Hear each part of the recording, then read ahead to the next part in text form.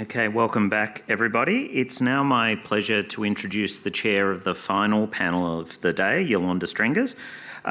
Professor Strengers is Professor of Digital Technology and Society at the Emerging Technologies Research Lab at Monash University, where she leads the Energy Futures Research Program. Over to you, Yolande. Thanks so much.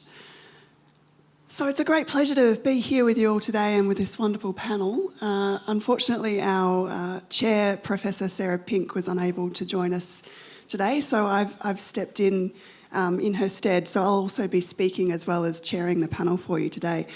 And look, it's been such a fascinating conversation throughout today's conversation, and I think this panel is really an opportunity to once again elevate us towards a bigger conversation about what the social sciences can offer the future and are in fact already offering, our understanding of digital technologies in the future. So in preparation for this particular panel, Sarah did send us all a set of very provocative questions that she asked us all to respond to, and also obviously the panellists assembled here today all have been thinking about the future of the digital society that we're all kind of working towards, and how we study and intervene and enable and critique that through our and their work for some time. So we are bringing those perspectives to this conversation today. So each panellist will respond to these questions in their own way in the presentation time we have, but I just wanted to give you a bit of a flavour of what we'll be sort of talking about in this session. So the first kind of question is around what the future or futures means to us in our work and how we approach it in our research and engagement. We've also been asked to think about what's uncertain about digital futures, what's most exciting and what's most hopeful about digital futures, and how we can shape digital futures or are already attempting to shape them through the research and the engagement that we're doing, and if indeed the social sciences need to have a place and a role in doing that. So we'll have some short 10-minute presentations from the four of us, and then we'll open it up for some questions either between ourselves or with all of you as well.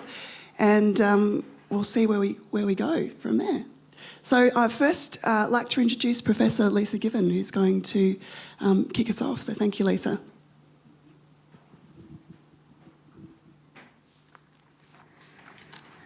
All right, thank you so much, and thanks everyone. As we go into the weekend, this maybe hopefully will give you some food for thought as we think about what comes next. In looking at the questions that Sarah put to me, I suddenly thought to myself, well, futures thinking and the concept of futuring is actually not language I typically use in my area, but it's definitely something that has informed all of the work that I do. I am today going to talk about and use a word that I don't believe has come up all day, which is around transdisciplinarity, because that's really, to me, the future and where we are headed. And it very much, I think, resonates with Joe's earlier comments around co-production. The first thing I wanted to say about futures that I find actually quite fascinating is that in many of the disciplines that I partner with, which are very often in STEM, even the concept of futuring is often easily dismissed as though we were engaging in magical thinking rather than evidence-based movements and thinking forward on our work. And I think that's partly why I tend to avoid the term. But for me, it's really about centering my own expertise, which is in the area of human information behavior.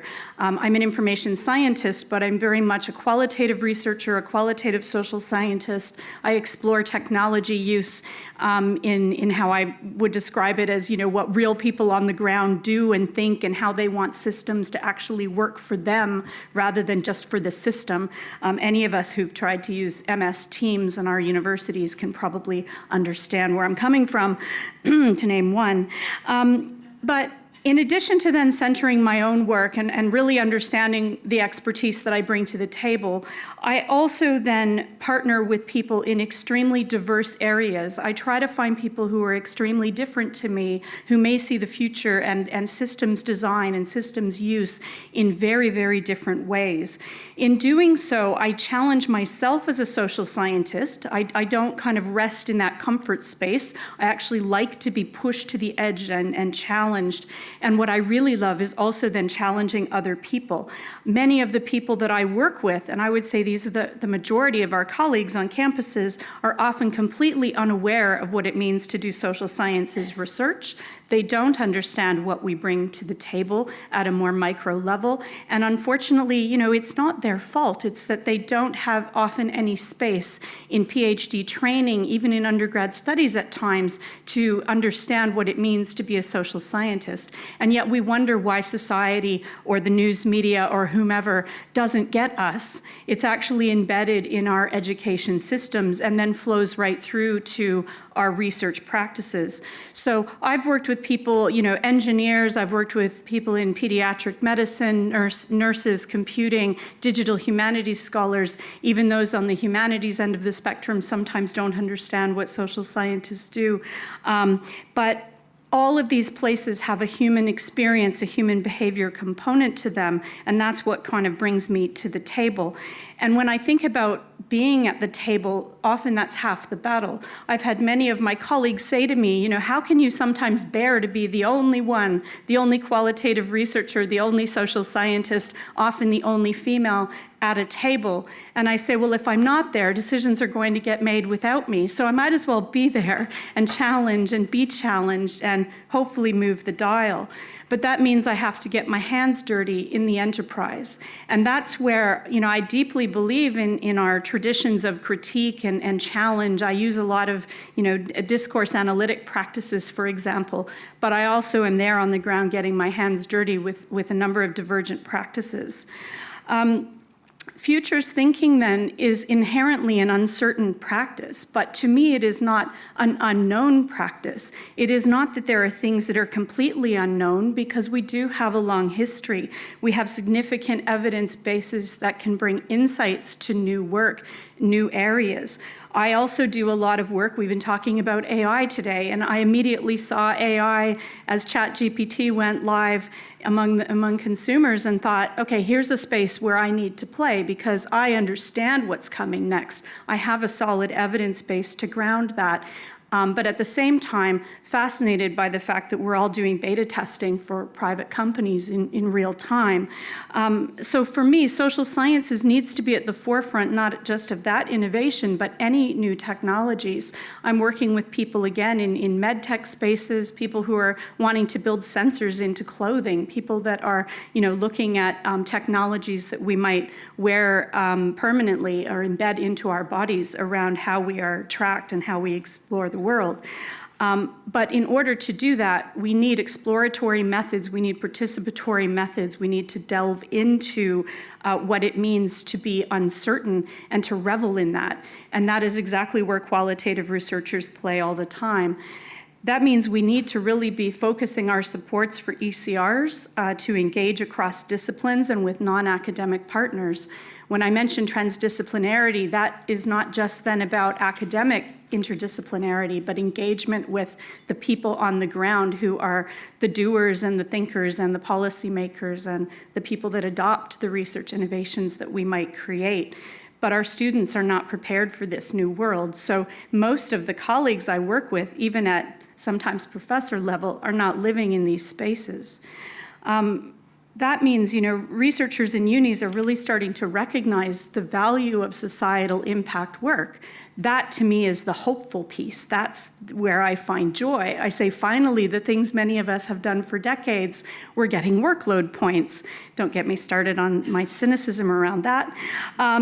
But just to say that we have always done this work, it has not always been rewarded, which has made me very sad. And I've watched many people who forged away despite the lack of recognition. But it means that STEM is waking up to the need to understand what humans do. My worry now is that many of them see social scientists as working for them. Insert social scientist here for a little part of a project and then go away, please. We'll go back to our normal business practice. So I think that we actually have to take a strong stance in the future in terms of leading some of these things. We can lead, we can direct, and we will in some ways leave the STEM folks behind. We're already seeing that innovation happening in terms of new grants coming out and ways that we're pushing the envelope. But I think we've got to consciously move from critique into that kind of practice space. So how can we shape the future? For me, it's really about deep transdisciplinary teams. That doesn't just mean CV matching and joining a team for a month at a time and then going our merry ways back to our silos, but actually about bringing community, industry, government in from the beginning and carrying that practice through the entirety of the research enterprise, not just co-designing to create a research problem, but co-producing at all stages of the work. But that's going to require a major shift in how our unis manage, the mundane things we all live with: contracting, budget practices, workload policies, also formative work around PhD education, how we engage with our communities, but also some change on our partners' side, how they fund schemes, how they work with us, how they apply change within their organizations, or sometimes how they dismiss our research because it doesn't meet the board's agenda. In the future, I don't think we can afford to be transactional. We've got to be relational in everything we do, and that's the way we can bring about social change. Thank you.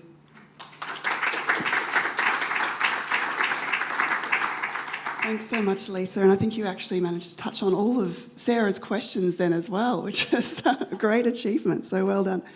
Can certainly relate to being the token social scientist in the room. And I think you gave us some great food for thought there that actually built on the last session in terms of not just transforming how we think about digital technologies in relation to education and the teaching aspects of our roles, but also how we actually do research, what collaboration looks like, the kinds of partnerships we have, the very nature of what research is in this changed environment. So really great insights there, thank you. So I'd now like to hand over to Professor Toby Walsh. The floor is yours. Thank you.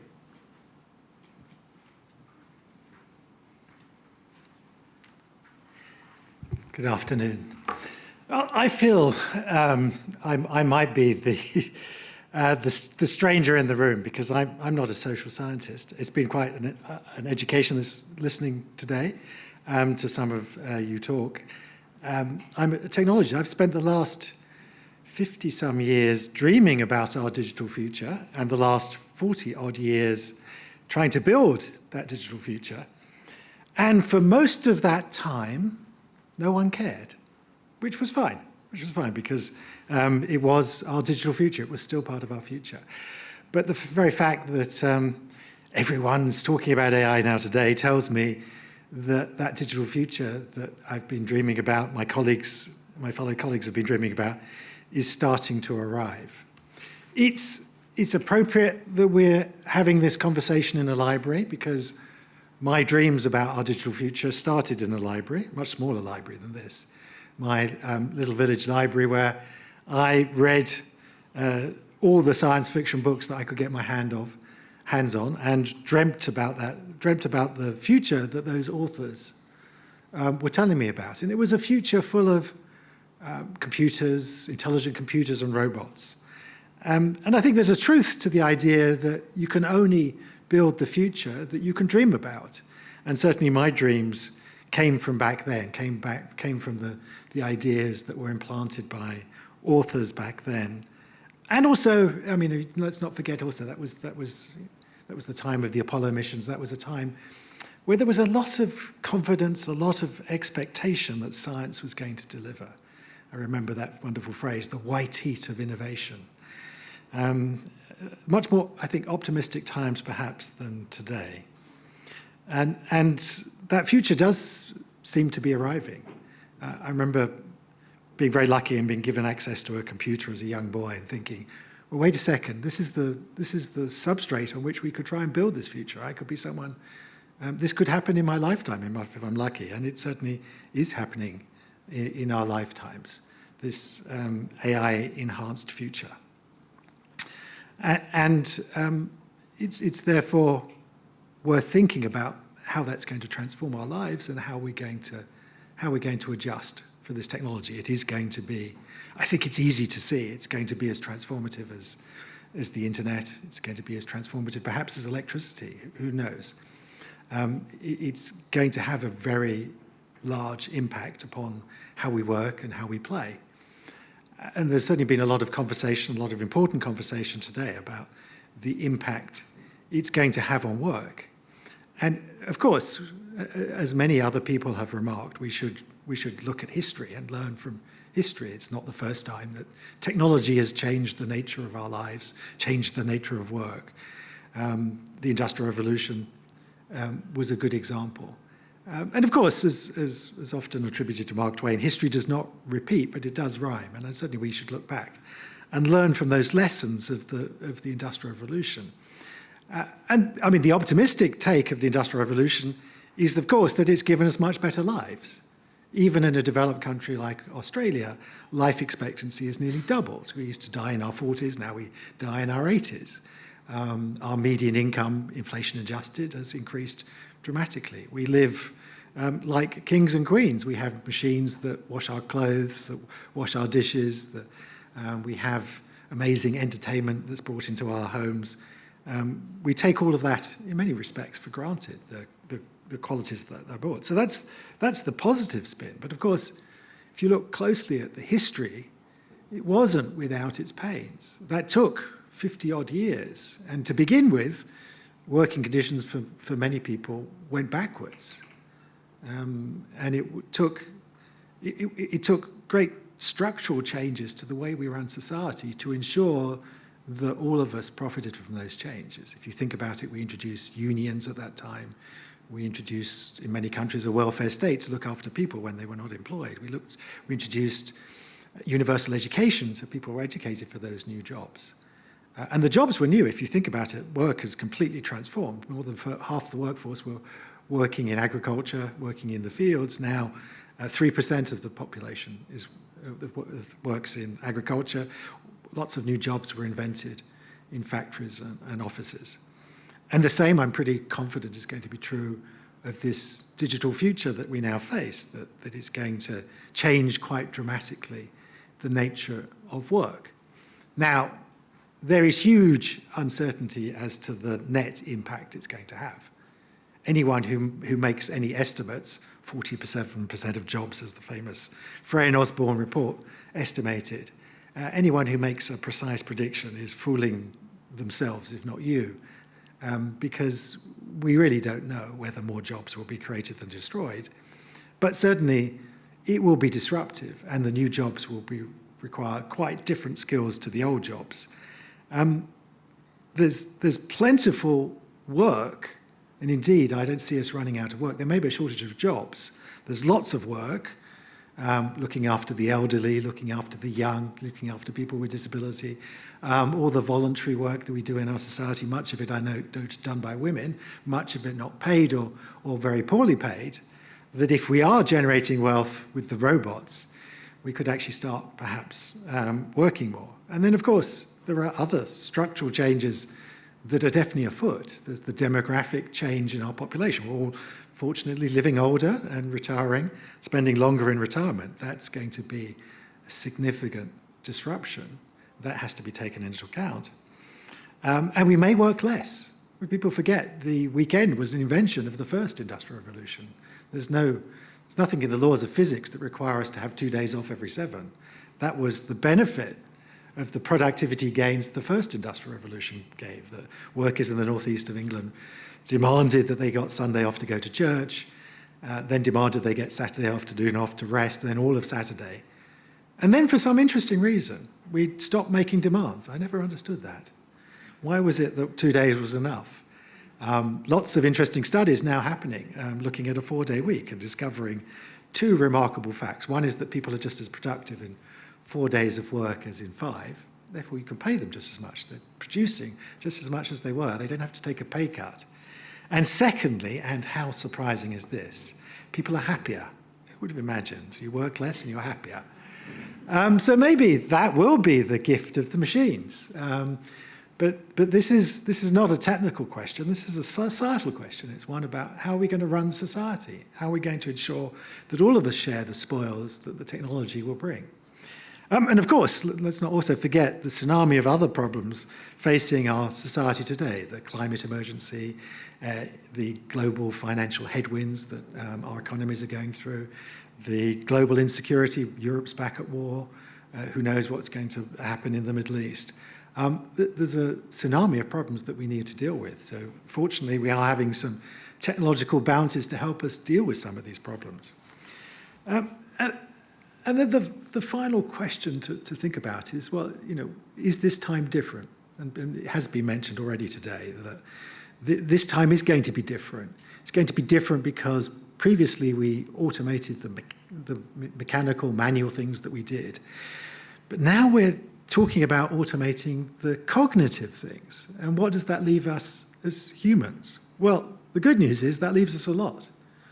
That leaves us all of our humanity, which is in fact much of what makes us special.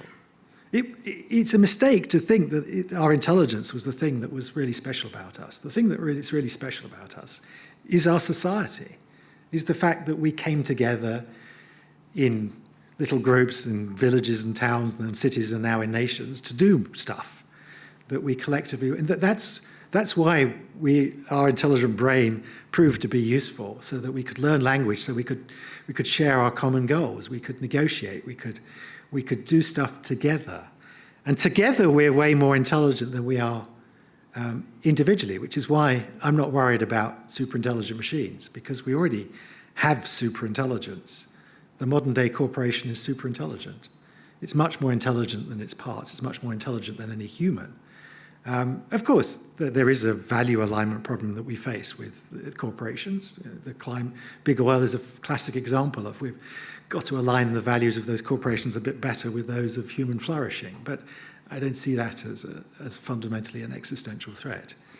So I've painted an optimistic picture, I hope, that there's a huge amount left for humanity, and that the machines are there to take on some of, as was mentioned in the last section, the dirty, the dull, the difficult and the dangerous, and help us tackle some of the wicked problems that face us today. But that does leave one final observation I want to share with you, because I think it is the unique thing that we have to worry about. It hasn't been mentioned, I think, today, but is really important. And that's the speed with which this revolution will happen. That, I think, is the unique characteristic of this wave of the Industrial Revolution, that it's happening so fast. It's happening so fast for a couple of reasons. One is because we're living in exponential times. Now, you hear a lot of guff about exponentials, but there are a couple of real exponentials in play here. One is, of course, Moore's law, doubling every 2 years or so in compute power. That means that the things I dreamt about even 10 years ago, I can now do. That really has allowed the technology to flourish and to turn up in our lives, is that we've got just so much more compute. We can do things that we just dreamt about.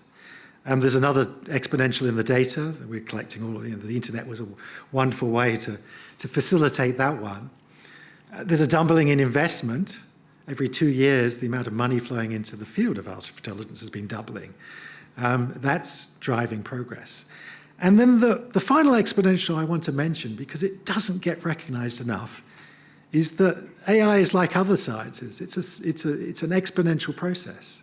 And we forget that, in fact, that's probably one of the greatest gifts of science, is that it is an exponential process. I get to stand on the shoulders, as Isaac Newton would have me think, of giants, because I get to stand on all of the advances that all of the people who came before me, all of the scientists who came before me. More scientists are alive today than have ever lived. And those people with a slight mathematical bent in the audience will recognize that. That's the hallmark of an exponential. And we are advancing, and it's not just that, life seems to be advancing quicker. Life is advancing quicker. Technology is advancing quicker than it ever has. And that's a great gift that science is giving us. Hopefully, one that we use wisely, and we solve not the technical problems, which I'm sure we're going to solve all the technical problems with AI, but the societal problems, the wicked societal problems, from the climate through the inequity in our society, through the insecurity we see between our countries, within our countries today.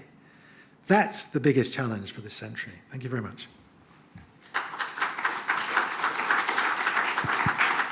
Thanks so much, Toby.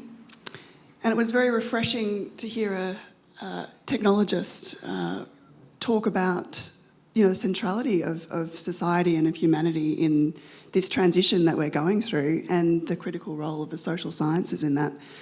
And I particularly was thinking through your sort of observation about the speed and the scale of what's happening at the moment. And I think it's another kind of interesting challenge to issue back to the community. And I mean, social sciences aren't exactly renowned for our speed, and particularly academia more broadly. The academy's not. Yes, well, that's right. I mean, sometimes we can do quick studies quick, and of course we can think quickly, but in terms of enacting change, influencing these kinds of future trajectories that we're talking about and informing policy, I think we're still developing these kind of rapid scale processes by which we might do that, which is a key challenge for the disciplines for the social sciences. So thank you for that. Something for us to mull over. And I'll hand over now to Professor Heather Horst.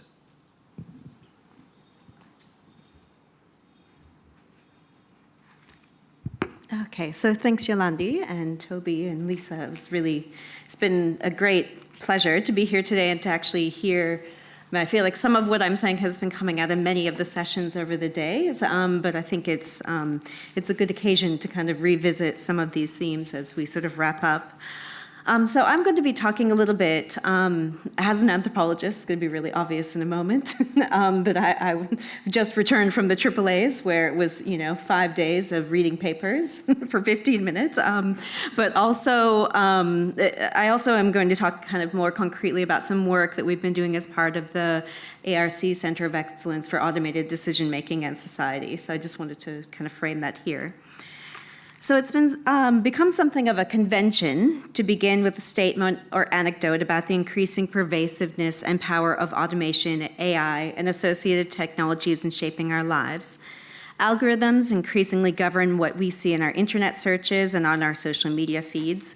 Systems capable of making automated decisions based on machine learning models govern more and more aspects of our lives, from whether we receive loans, secure jobs, or even the likelihood that we will be searched by police officers. This is not to say that the explosive growth of these systems is not startling, and the power that they are increasingly exerting in our everyday lives does not require close attention. However, as communication scholar Dan Cotelier points out, who counts as us or we in these futures, whose aspirations and visions of the world imagined through such statements remains less clear. So today I want to discuss an approach to understanding these futures, especially with technology like AI, that both surfaces dominant narratives of unidirectional flows of algorithmic power, at the same time as enables us to kind of demonstrate or think about what accounts that do not actually presume such dynamics that might look like.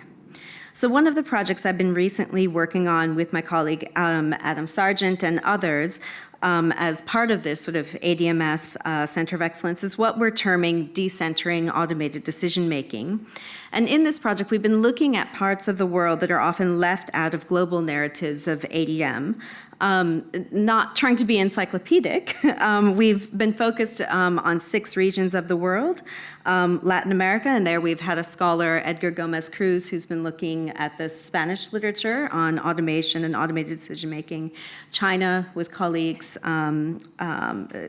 who operate in sort of Mandarin and Cantonese.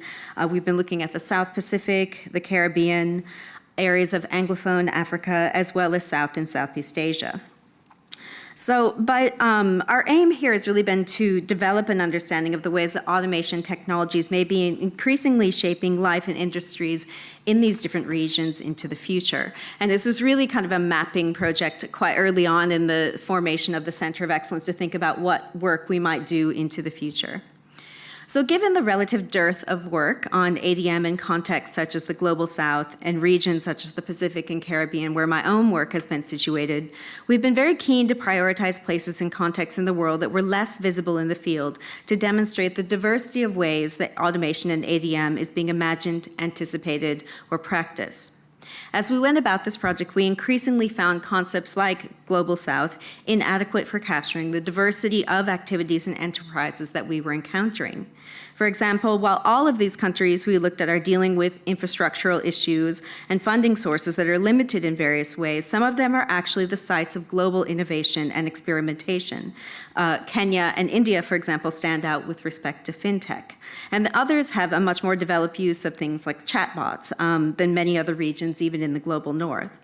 Moreover, and as anthropologist Janet Reutman has recently argued, framing any analysis as Global South or rest of world, as it turned out, it kind of felt like we were doing, presumes that ADM in some locales is structured by geopolitical and historical power imbalance. So following Reutman, the point is not to deny such inequalities and the power relationships, but rather not to presume that they have fixed effects or shapes across diverse fields of practices like ADM. So whilst histories of colonialism, empire, and the global political economy certainly shape them, we should not presume that these relations are simply being replayed in digital form.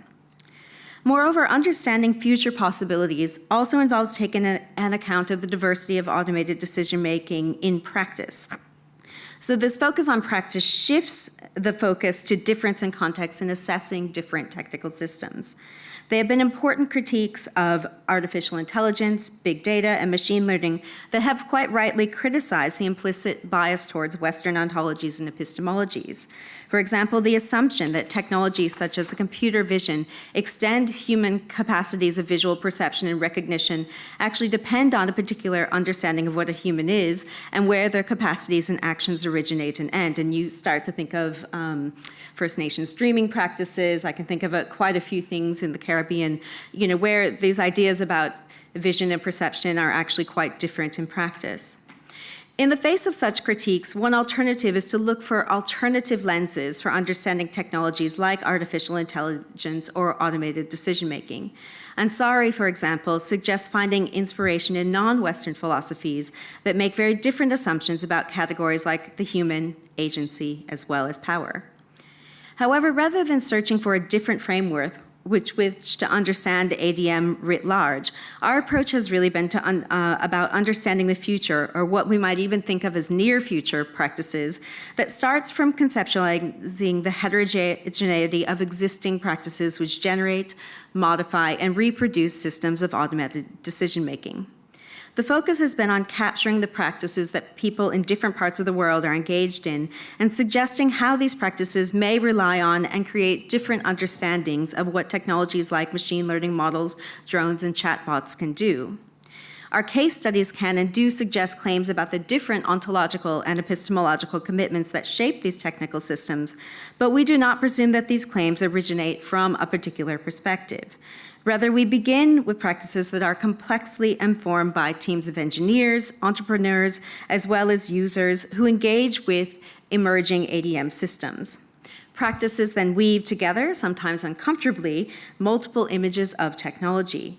For example, in one of our case studies from Jamaica, a company, Stone Technologies, illustrates how tools like drones developed elsewhere and data techniques such as collection and optimization are localized. So Stone Technologies, which they basically use drones to sort of for surveillance, but for security purposes, so policing cattle farms, providing assistance to students on campus at University of West Indies, and so on. So Stone Technologies' data practices hitch these techniques and tools to projects of localized value production as the company strives to generate distinctly Jamaican ADM practices. Nevertheless, they are still part and parcel of a kind of global or local capitalist logic of profit. And what's interesting with such systems is places like India, Kenya, Brazil, and so on are actually implementing technologies that don't actually exist in the US, yet it is only when they tend to come to the US that they get taken up as part of the contemporary or even part of the future. So ADM systems, like all technical innovations, develop out of, respond to, and are crucially transformed by places. The specificities of legal regimes, religious practices, environmental conditions, colonial histories, cultural habits, and more all impinge upon and actively shape how automated decision-making systems are designed and used, as well as what unforeseen consequences such use has in different places actually, around the world. So a decentered approach actually tries to attend to the shaping of regimes of ADM innovation by companies, but also by national governments. And I just wanted to kind of mention, recently there's been a project in Tuvalu, which some of you would have heard about in the media through the kind of immigration deal that Australia has set up with the government in Tuvalu. But one of the things that they're doing, because the country is expected to kind of be underwater, and there's the use of kind of things like climate change refugees to describe the situation that's going to happen there. They've actually started to look at creating a kind of digital twin, which is called the Future Now project, which would actually inscribe Tuvalu, so their government, their customs, their traditions, et cetera, in a kind of digital space. And that's one of the government ministers actually described that as, their plan A is to actually do whatever they can to actually stay on their island, but plan B is maybe to kind of develop this digital platform. And there are questions about whether or not Tuvalu will actually become a digital nation. So these are some of the things, the kind of practices of the future and imagining the future that are actually happening right now. Another example is in Egypt, where the state has set out an explicit government focus area, including the Arabic natural language processing, which is surely a response to the overwhelming emphasis on English in NLP projects more generally. Yet the attention to practice differentiates this project from approaches that posit a Chinese or Bantu or whatever way of doing ADM, not because divergent epistemologies and cosmologies aren't at play, indeed they often are, but because we choose to start with the practices on the ground and see how difference actually is built in rather than assuming an alternative out of a different cultural system. So just to wrap up here, we are at a pivotal mode of change that requires careful attention and reflection to understand the moment and the possibility of shaping different and alternative futures. So my aim in these remarks has really been to focus on what has been termed some of the near future. For those who wish to uncover alternative trajectories, the ultimate purpose of exposing the current dominance of speculators is not to forgo the near future, but to find ways of reclaiming it. My colleague, Sarah's not here yet, but people like Sarah have been using things like film and other kinds of forms of creative practice to think differently about the future. My colleague Juan Francisco Salazar has been arguing for thinking about a different experience and narrative of the world by engaging what he terms the poetics of tomorrowing, which involves really experimentations that enable the practices of making or bridging things into being, in this case, bringing tomorrows into being. And he's been using this by doing things like speculative film. He's produced a film, Nightfall on Gaia, which is based on some of his work in Antarctica, and he's developing a new project now called Cosmographies, which is looking at space and the kind of future of space, both in Australia but globally. So using these approaches, one of the things that they're trying to do is to make a case or make an argument that futures and tomorrows are not fixed. So in the Decentering ADM project, our approach has been to focus on how ADM technologies are put to use in diverse social, historical, political, and economic contexts. From the emergence of platform labor arrangements to digital contract work, ADM systems are reworked through imaginaries of labor, data, as well as profit. And these reworkings are always partial, constrained, and tenuous, but to fully understand the forms of exploitation and accumulation that can shape contemporary ADM systems, such negotiations cannot be ignored. Accounts that ignore the diverse routes through which ADM are being made in different places across the globe or reduce difference through developmental models miss the mark.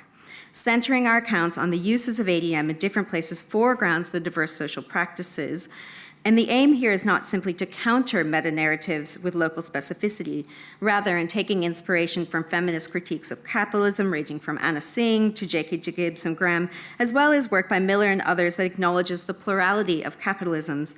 Our aim has been to understand the diverse goals, trajectories, and aspirations of ADM as they unfold in practice in order to draw out the potentials of making and imagining futures otherwise. Thanks.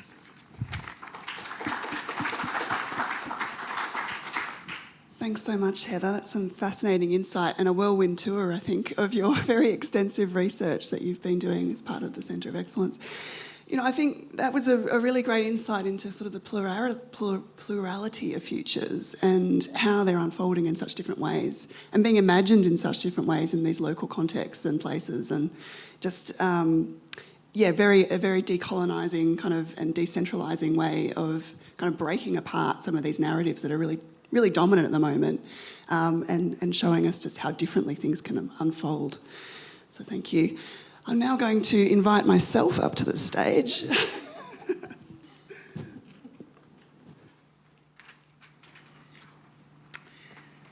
And because I'm the last speaker on a Friday, on the last day, the end of the day, I wanted to kick off with a cat story, which I thought might wake us all up.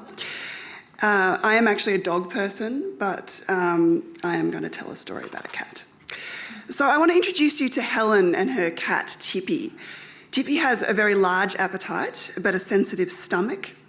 3 automated cat feeders are set up to dispense food to Tippy every hour when Helen is out of the house. She actually prefers to feed him manually at home because that's the way that she provides care to Tippy. Tippy also has a smart cat door, which is only activated by a special collar that he wears, meaning it will only open for him. And the smart cat door has a setting that allows Tippy to enter the house at night, but prevents him from leaving again until the morning. And this is very important to Tippy's daily routine. And Helen also has a Tesla Powerwall battery, which stores power from her solar panels for usage overnight and at times when her solar panels aren't generating. And a key benefit, and actually the main reason why Helen decided to get a home battery, was to ensure that Tippy's smart technologies have a reliable source of power in the unlikely event of an electricity disruption. Because in a disruption, all of the sensors get reset and none of those devices that I just mentioned actually work. So even though that doesn't happen very often, a short disruption to the power supply can be significant in providing reliable care for Tippy. And having a home battery means that Helen doesn't have to worry about a potential power outage anymore. So Helen and Tippy are participants in a body of research that I've been working on with Sarah Pink and other colleagues in the Emerging Technologies Research Lab for a number of years now. It's a project called Digital Energy Futures, and it's a partnership with energy companies around Australia. And it's really about seeking to understand how people are going to live in the future with both emerging energy technologies like the Tesla Powerwall batteries, but also a range of other emerging smart and digital technologies that are coming into home environments. And sometimes those two visions actually disrupt each other, which I'll kind of go on to explain. So Helen and Tippy provide a counter-narrative to dominant digital energy future predictions and scenarios that are being put forward by the energy sector at the moment. And one of those narratives is that people will allow for energy companies to automate the charging and the usage, in some cases, of their appliances, of their home batteries and of their electric vehicles through automation, through ADMS systems and through price signals. And it will all be used, those systems will be used to maximise the best time to charge and run things based on available renewable energy generation and making sure that the grid is the most efficiently managed that it can be. But for someone like Helen, the primary motivation for acquiring a home battery system isn't about climate change, it isn't about cost-benefit savings, it isn't about any of the things that the energy system currently assumes people are embracing or will accept these kinds of systems in their lives. It's to care for her cat, Tippy. And the automation of a battery is only going to work if she can maintain that constant supply of power for her smart devices. So such circumstances experienced differentially but also at scale by people like Helen lead to what our research anticipates will be an override peak situation in a future energy scenario. So this is essentially a scenario whereby in advance of an extreme weather event or some other anticipated disruption to the electricity system, people override all of that automation that I just mentioned, which is assumed to be part of our future, so that they can pre-charge their batteries, pre-charge their cars, pre-charge their digital devices to ensure that they have power when they need it, when they want it, for convenience, but also for care, for caring for animals like Toby, for caring for family members, for providing health, safety and comfort for their family members and their households. So while this might sort of sound obvious to people in this room, considerations of a possible future override peak has not been on the radar and isn't on the radar of energy companies until very recently, when we've sort of starting to generate some research and interest in this through the Digital Energy Future projects. And so TIPI is essentially a form of future intervention, the story of TIPI. It's a way in which, through ethnography and through other social science methods, we can start to disrupt the dominant socio-technical imaginaries that are very much prevalent in certainly the industries I work in, which is some of the digital tech sectors and also particularly the energy sector. So at the moment, the energy sector is very, very focused on a kind of seamless energy future, digital energy future, where we will allow automation in our lives and we will respond to price signals and we will do all the things that we need to in order to enable the balance of supply and power from renewable systems. But our research shows that, people are going to want to have different expectations of those systems that may disrupt those energy futures. And what I think this essentially kind of comes down to or boils down to is a crisis of imagination in the energy and the technology sectors about what the future will look like, and particularly what the role of future societies and people will look like in a digitally changed world. And I don't mean a crisis of imagination in the sense of technological innovation, because we have enormous amounts of innovation occurring around us at the moment. This is certainly no critique of technologists that are working in that space. But what strikes me about a lot of the visions and the predictions and the expectations for the future is how similar the ways of life these technologies sort of presume will continue are to the ways of life that we have now. So an EV charging scenario for the future is very similar to the dominant sort of car-based societies and cultures that we have now. And likewise, the role of automation, of new appliances, of different kinds of energy and digital technologies in people's lives doesn't actually fundamentally rearrange or rethink or reimagine what life might look like in 2030 or 2050 and how it may be different from today. So that's what I mean by the crisis of innovation, a crisis of imagination, crisis of thinking differently, not just about what technology we might have, but how our futures will look differently with that technology and with the kinds of societies that will be around that. And of course, that's where social scientists and social science research is incredibly important. So the way that we approach this question of imagination and trying to inject some new imagination into energy futures or digital futures more broadly is through active disruption. So our future-focused methods that we've been developing in the lab are deliberately interventional. They're speculative, but they're also trying to disrupt the dominant imaginaries that we study and we follow that are coming out of particular sectors.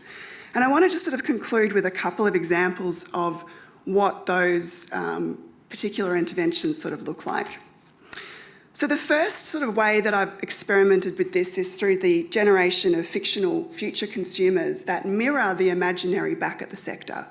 So one way I've done this is through reviews, content analyses of energy reports and advertising and expectations around smart consumers, and sort of pull them together into visions and representations of the ideal energy consumer. And so a number of years ago, I gave this consumer a name. I called him Resource Man, and I said that he was a tech-savvy, economically rational and independent energy user who controls all energy on behalf of the household and makes use of all available emerging technologies. And I would often introduce Resource Man to rooms full of energy engineers who are commonly all men, and they would laugh because they could see the representation of themselves as engineers in this vision, and they recognised that they had sort of created a mini-me version of themselves, a self-projection onto households of their own expectations of how they run energy systems.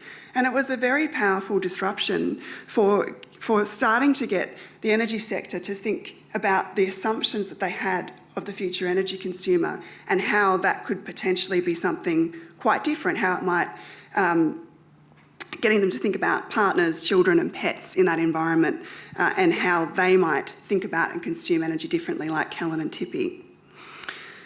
The other key way in which I've approached disruption of energy futures and digital futures is particularly building on the work of my colleague, Professor Sarah Pink, who can't be here today, as you know, and that's really through ethnographic storytelling, like the story of Tippy the cat, and Heather, you spoke about this as well, and I think this is very common, prevalent in your work, sort of humanising the assumptions and the expectations of automation that are so central to digital energy futures and reimagining them, repositioning them based on the stories and the real life experiences of people. And in our lab, we do that through vignettes, through case studies, through video ethnography, through quotes that sort of really kind of bring those stories to light and to life and enable those dominant energy imaginaries to be disrupted and to potentially have a different set of directions, a different set of imaginaries to guide us. So the question shifts from, for instance, how do we get Tippy to accept automation of her battery by the energy system, to how do we support Helen in caring for her cat Tippy by future-proofing her home for energy disruptions? And the very reframing of that question starts to get energy companies and energy professionals thinking differently about what it is they're even doing, what kinds of futures they're trying to realise, and how they engage people and societies in that process. And finally, we're also developing many practical tools and interventions that deliberately seek to support and guide the realisation of alternative futures. So in the Digital Energy Futures project, a key methodological innovation of that project was the development of alternative scenarios for the energy sector, which were guided by our ethnography and also by reviews of broader social, economic and environmental trends. And those scenarios really tried to augment traditional energy scenarios where people are actually largely absent. So they're often not even there in the visions that we have for large-scale, in the energy sector at least, large-scale technological change, let alone whether or not they're accurate. That's kind of another question altogether. So we wanted to really bring people's lives into visions for energy futures through the scenarios. And scenarios are a key planning method in the energy sector. They go on to inform forecasting. They go on to inform the investment in the poles and wires, the transmission, the electricity distribution infrastructure, the placement of renewable energy generation and other investments in energy systems that happen in Australia, and the sector's constantly forward planning and anticipating what they will need. So they're incredibly important in not only thinking about the future and imagining the future, but actually helping to guide and realise it. So that's why we targeted those particular kind of mechanisms as a way of injecting some sort of social science understanding of how those futures are likely to be different. So just finally, in terms of what is uncertain about digital futures, I think that for me it comes down to whether or not the critical infrastructure systems that I see are so important to futures. I mean, as I've just said, the energy sector is using futures planning and future methods all the time and is actively working and very rapidly working towards trying to realise a particular sort of set of futures which are perhaps not as realistic and representative of what people expect of their own futures as the energy sector currently thinks. And a key challenge and a key uncertainty is how to mobilise those industries to think differently, particularly when those industries have a legacy of not having social science embedded within them. And as we've already heard on this panel, often I am the kind of token social scientist on the side, being asked to help the sector understand how they can get people to accept this future that has already been determined for them, rather than kind of coming in from the beginning and doing the kind of work I've just explained, which is reimagining what that future might look like from the perspective of people and what their expectations are. So that is, I think, a key challenge. It's a really exciting space, though, as a social scientist, and working directly with the methods of forecasting and foresighting the energy industry uses and trying to intervene in those has been a very key methodological and conceptual challenge, so it's exciting, but how far and how much we can influence and shift that, I'm not sure at this point in time. So we'll see how we go. Thank you.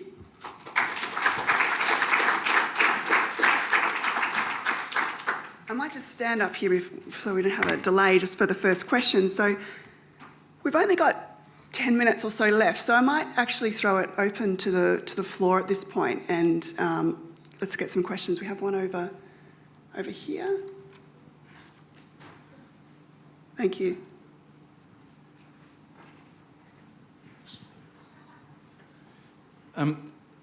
Something that I thought was missing in terms of the future from the presentations, but it came out in different points and towards the end, is the kind of geopolitical lens on the digital future or digital societies. And the mention of critical infrastructure touched a nerve for me because that's becoming a target of Russian ransomware gangs, for example, that we can't take critical infrastructure for sure for certain when it's being attacked on geopolitical premises. So there's a kind of, and I guess I thought originally the question would be for Toby because he talked about the technological bounce in responding to some of these geopolitical things, but there's a kind of, there's a China and there's a Russia and there's an arms race in AI as I understand it.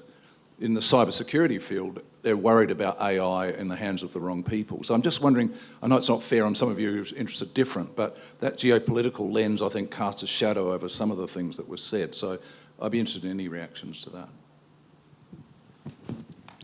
Well, there are two digital futures. There's the one the West has and the one that China has, for sure. And they're getting further and further apart. And they'll never clash. I mean, I think that's, many of us expect them to clash, not to just drift apart. You'll know with World War III starts because everything will stop. Because we're increasingly, all of our infrastructure, our power, our hospitals, our water, everything depends upon the internet these days. And the first indication that World War III starts is that will go down. Sorry, I'm not being very optimistic. Heather, I thought you might want to comment on this. No, I'm Yeah, I mean, I think geopolitics is huge. It looms large in all of these sorts of things. I mean, certainly, in the Pacific, where I've worked and have done work on mobile telecommunications, part of the reason that Telstra bought Digicel Pacific was to block China, and that is the primary way through, that is where, smartphones and those sorts of things are where AI and automation sort of stuff, really sort of hits the ground in a lot of the countries in the South Pacific. There's, lots of things around, who owns the, we've just written this article on 5G and the kind of imaginations of 5G. And, a lot of that work globally has been around, again, blocking China, don't buy Huawei, do the sort of, those sorts of, really material things that make a difference. And countries in the Pacific like PNG and like Fiji are saying, look, our obligations are to our consumers and to provide the cheapest, whatever sort of thing. We don't want to be in the middle of this, this kind of post-colonial, race between these two things. So it plays out in different ways, but it's not, I mean, I think one of the things that I've been trying to push, and I think you hear it in that, is to sort of assume that it's, that once something takes hold, that's going to be how it actually plays out in actual fact. I mean, we see lots of things, really interesting things, and this is maybe less cybersecurity, but like with mobile money, like a lot of the mobile money fintech developments are happening now that are being implemented even in Australia, are being developed in places like India. Adam's been just doing some research there, but they actually test them out in Kenya because that's where mobile money is. So the kind of lines, the things, the kind of different connections between these different countries, I think we do have to kind of look. There are ones that are very obvious and very, we still do have this US, China, thing and Australia, in that sort of thing. But there are many other kind of, kind of lineages and entanglements that we don't often see while we're worried about those sorts of things that are quite interesting for other reasons. So I don't think I've answered your question, but I think I'm saying yes. The geopolitics is super important and interesting, but not the only story. I would also add to this that the geopolitical piece is so big. I think that's partly why I didn't mention it. But I think about, for example, research practices themselves are governed around these geopolitical processes. The fact that, there's great alignment, say, between the Canadian national ethics guidelines and the Australian ones, and yet the Australian, I'm not able to just adopt in an interdisciplinary international team the practices of one country, even though there's this huge alignment. We're making our researchers go through multiple reviews in multiple different places. And we wonder then why our research is so slow to move forward.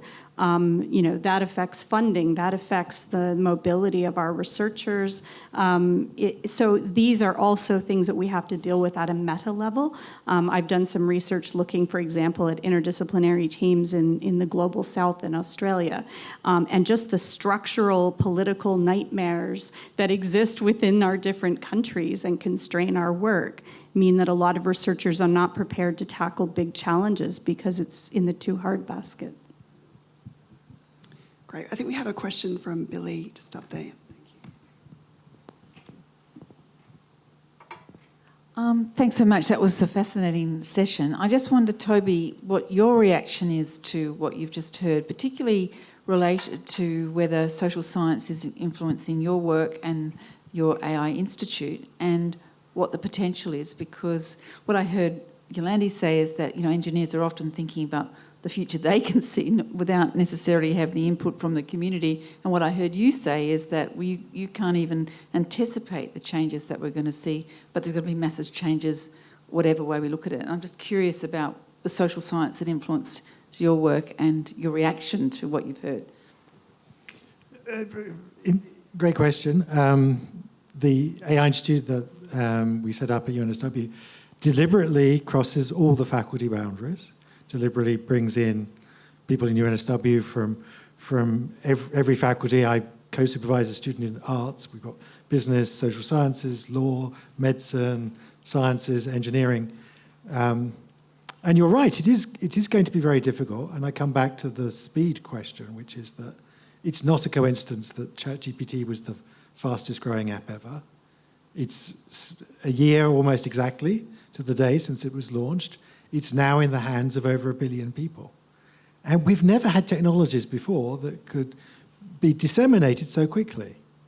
And the challenge is that it's not what necessarily I or any of my colleagues in the university are going to imagine. It's what those 1 billion people are going to think to do with these tools. And the tools now are quite accessible. That's the other thing that's accelerating the change, which is that you can, if you access the API, it's quite easy. It used to be you needed a PhD to make the technology sing. Now you don't. Anyone with a modicum of technical expertise can start doing stuff and start influencing our lives, our society. And so it is going to, that's why it is so hard to predict, because what will those 1 billion people think to do with it? There will be people who think very positive uses. Equally, there will be malevolent people who think very mischievous things to do with the same technology. We're already starting to see that, and how are we going to navigate that world? I don't know. Not sure I've answered your question very well at all.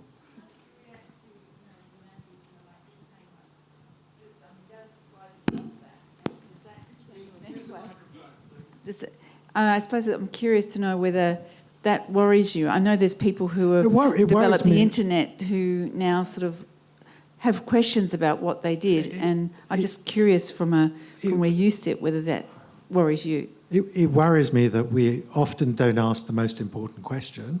I mean myself and my colleagues, building sort of this stuff, which is, just because we can, should we? That's the most important question, and frequently people haven't asked that question and thought, well, we'll just do it just because we can. We've probably just got time for one more question, but just before we do that, I just wanted to respond quickly just to say that I think some aspects of this are moving super fast, right? And you've identified those really well, Toby. From where I sit in the energy sector and with some of these kind of more traditional sectors, things are actually moving incredibly slowly. Like the EV revolution that we were meant to have has been on the cards for 30, 40 years, and even now, we're not really sure if it's arriving.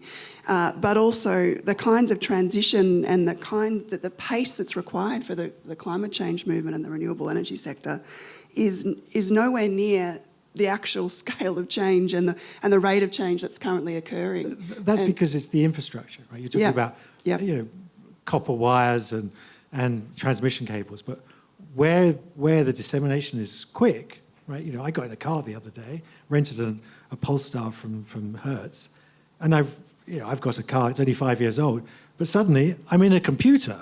It's not a car anymore, this is a computer. Everything is controlled by the computer screens and so on. It's stopped being a car. Yeah, absolutely. But in something like automating an electricity grid, that is something, because it is, hardwired infrastructure, it's going to take a long time to realise. So again, I think we sleepwalk into the future, right? We're in the country with the greatest adoption of rooftop solar. Right? With 50% of our energy on a sunny day is rooftop solar. And we haven't noticed. Unfortunately, the grid is still working, but we have actually, more than any other country in the world. We're arriving in that future. We haven't thought about the cat feeders and all the other problems that's going to propose, but the future's definitely arriving very quickly. So I'll just go up to the top quickly as well. Yeah, thank you. Thank you. So we've heard a lot about digital futures and the importance of futuring work and imagining the future and creating it, shaping it.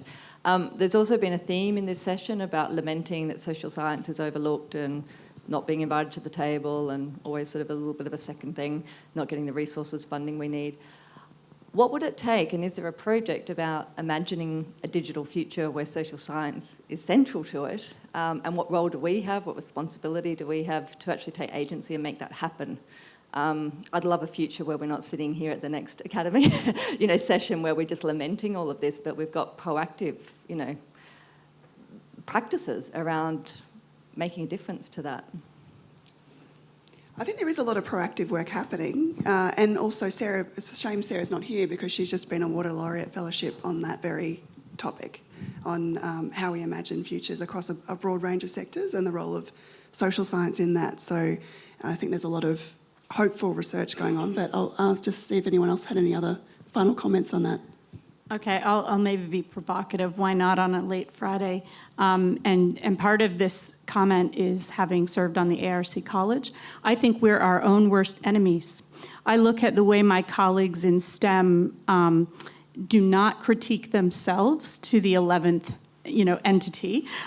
They boost themselves, they have entire other award schemes and ways of recognizing what they do, and they boost each other. It doesn't mean it's perfect, but I often come back to my own home disciplines and I look at the way we manage peer review, the way we think about putting teams together, and I think that we're taking competition into a different realm, and I think that that's going to kind of kill us in the end if we're not careful, because I think, other disciplines are doing this work very, very differently.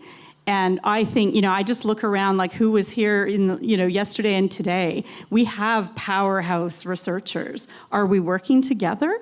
Are we, we're sitting often in different universities doing our own thing as we talk about interdisciplinarity, et cetera. So I think that's a big piece. I don't think anything is holding us back. Even on the funding piece, we're often pulling in more money than the STEM colleagues in the last 2 universities I've worked in. And we were cross-subsidizing the STEM colleges, right? So what is holding us back? I think it's cultural. Thank you. I was just trying to say let's empower ourselves a little bit more, because Yep. I felt like there's just we can create the change, right? And I think this academy, isn't that the whole role? Isn't that the whole sense of what this academy should be about? Absolutely. I want to throw down a challenge to you all, which is to imagine better futures. Because at the moment, it seems to me, if I was that young boy again, reading science fiction is full of dystopian futures. You go to the cinema, every movie, it's the baddie is now an AI. I know we're living in difficult, troubled times, but I think we need to start persuading people that we can imagine better futures. Any final comments from you, Heather? I think there's a lot of work that's actually happening. I think one of the things that, where we're doing work on sort of digital technologies and things, I see there's a corpus of people doing work. I think a lot of my colleagues who do work in urban spaces, urban planning, they're working with designers, they're working with things. So I think it's there. I think it's just that we're all trying to do things, but in different sort of arenas, different disciplines or different thematic areas, et cetera. And so, pulling together, a kind of future sort of thing is, it hasn't really happened in this country. I know the people have said there are places like Institute for the Future in the US, there are places in Europe, et cetera, but in Australia we don't have a center that's for that. It gets more, there's a lot of people thinking about it in AI. There's a lot of people, I mentioned my colleague Juan, who's been thinking about it with the space industry. There's, all of these sort of things, but it's bringing it together in a way that, that probably we're looking at different things. I'm working in weird, strange places around the world, but some of the, the methods that I'm working with are similar ones to things that you're doing in, kind of middle-class households in Melbourne. So, in other places in Australia. So I think that there is a kind of, there is a kind of moment to kind of think about, if we actually do want to make a difference and bring these things together, how do we do it? How do we do it across all these different, discipline, thematic areas, et cetera? And so that is it's a big question, and I think it's an exciting one. Absolutely, and a good call to action for this group, I imagine, and for the Academy. Well, thanks so much for your contributions, and I'll hand back over to the conclusion of the event. Thank you.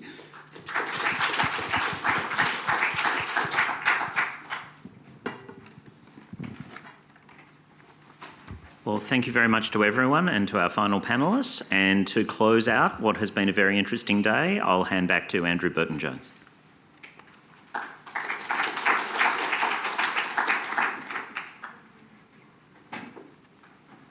All right. It's so hard to give the final words before everyone just rushes out for a taxi or something. I was just going to do a whirlwind tour of the day and then some thoughts for going ahead.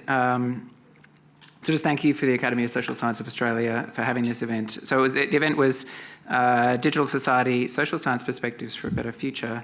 And we began the day with Auntie Violet, and she was recounting her disappointment is probably not strong enough word around, for instance, the voice. And I think that's a wonderful example of what can happen in society and the role of technology and how we spread news, spread information, spread literacy, have impact, and maybe the way in which we could have reimagined a better way of achieving our objectives together, but also how we could reimagine a better way going forward.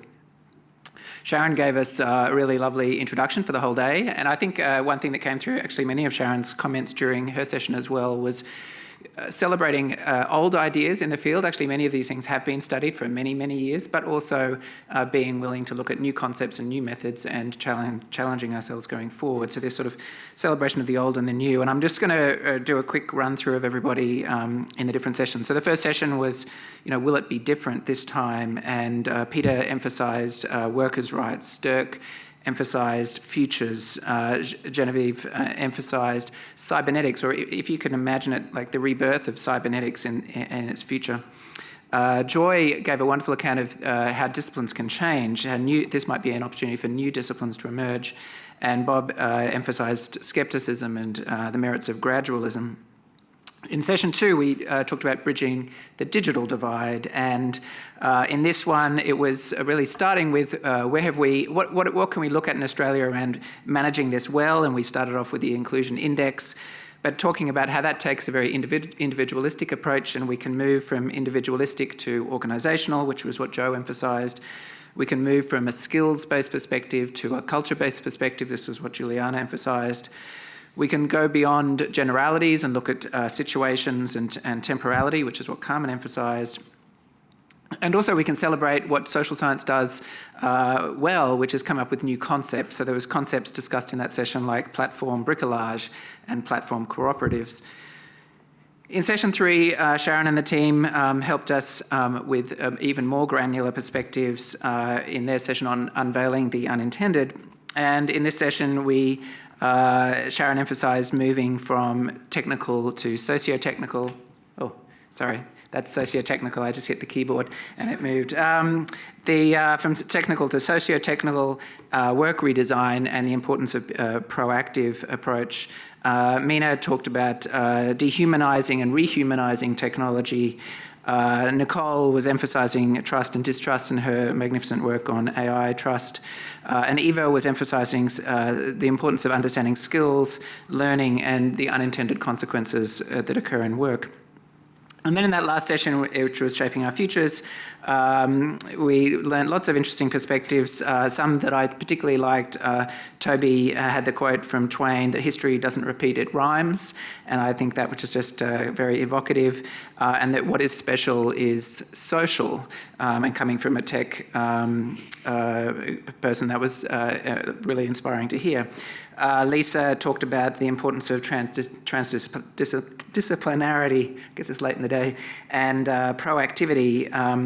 Heather talked about her experiences of automation technology moving beyond the global north and how so many of our perspectives are written for the global north, and we have to look at other voices and other perspectives. And then Yolande was emphasising the importance of speed, disruption, and the crisis of imagination. And I love some of her examples of, thinking of different types of consumers, different types of actions that consumers can take. All right, so what can we take away from all of this as at the end of a long week, at the end of a long year? At the risk of going into areas that I'm not expert in, but given that it's social science, I thought I would use some philosophy. So many of us in ARC land have to write a rope section. So I thought I would end with a rope, which is something you can hang yourself with, or maybe something you can save yourself, or maybe something you can guide yourself with. So in this context, a rope means, and sorry for any philosophers in the room, so axiology, rationality, ontology, praxeology, and epistemology. So I will go through some of these, although I won't go in that exact order. So I'll start with axiology. And so as I understand it, this is values and understanding and questioning values. And some of the values that we talked about were values of things like freedom of expression, freedom of self-determination, privacy, equity. And as we face this digital future, all of those values come into question, come into play. And what can we learn from philosophers of values? And what can we, other social scientists, help our philosopher colleagues understand through our empirical work and our analytical work in understanding how values may be threatened, challenged, and changed?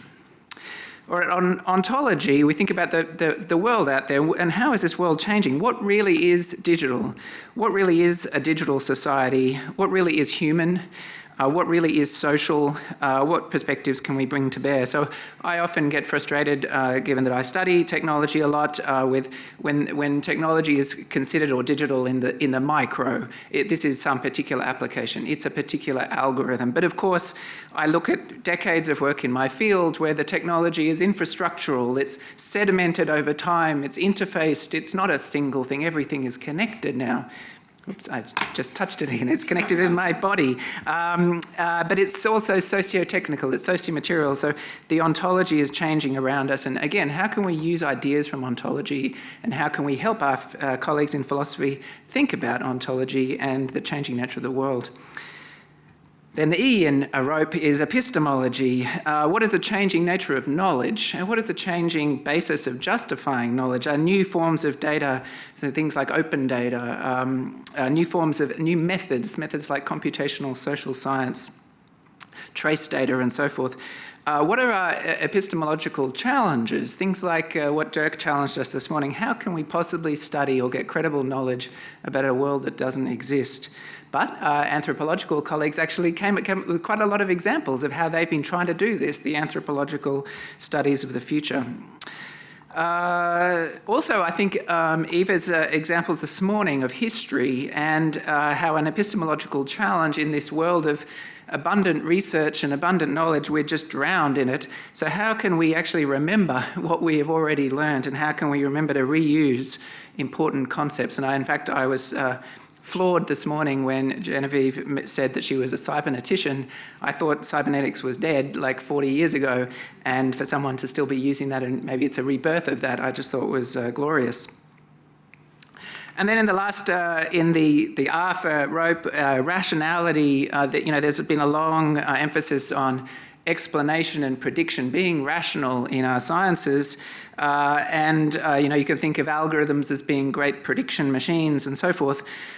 But the critique of rationality is, maybe we should be searching for meaning, for human understanding, for empathy, and that's been a massive tradition of the social sciences as well. And another different tradition as well beyond pure rationality is critique. The willingness to stand up to power, to critique tradition, to bring critical theory to bear. Lastly, the P in rope was praxeology, which is, I think, is the study of action and change. And a few themes here that came through in many of the sessions were the importance of appreciative inquiry and participative inquiry with many colleagues from different disciplines, our consumers, our stakeholders. Also, with the references in Nicole's final question there around the role of the academy would be the role of intellectual leadership in action. What positions can we take other than pontificating? What actual steps would we take in a given moment, in a given meeting, in a given time to demonstrate academic leadership? There was a quote that hope was a poor strategy. I can't remember if that was yours, Sharon. I totally agree with that, but it's a bloody good fuel, hope. I think coming out of today, I have a lot more hope. There was really inspiring discussions, great ideas, like minds in the room. Even if it's a smallish room and many people are not here, it's still good enough for me. Sometimes it only takes one good word from a good colleague to give you hope. And the last thing with the Academy, just to thank them and to thank everybody here, was the role of collegiality in the Academy. And that's how I see the Academy, right? It's an academy of colleagues with shared goal around the value of science and society. And if there's one thing that's come out today, it's that value of collegiality. So, all right, so I would vote then that in this context, a rope is not a rope to hang ourselves with, but certainly a rope to guide us and a rope to save ourselves. Just wanted to end with thanks to those of you in the Academy for leading this session. They did a lot of work behind the scenes, and it's all the speakers that get the glory and stuff, but they did all the work, so just a big thanks to them. Thank you.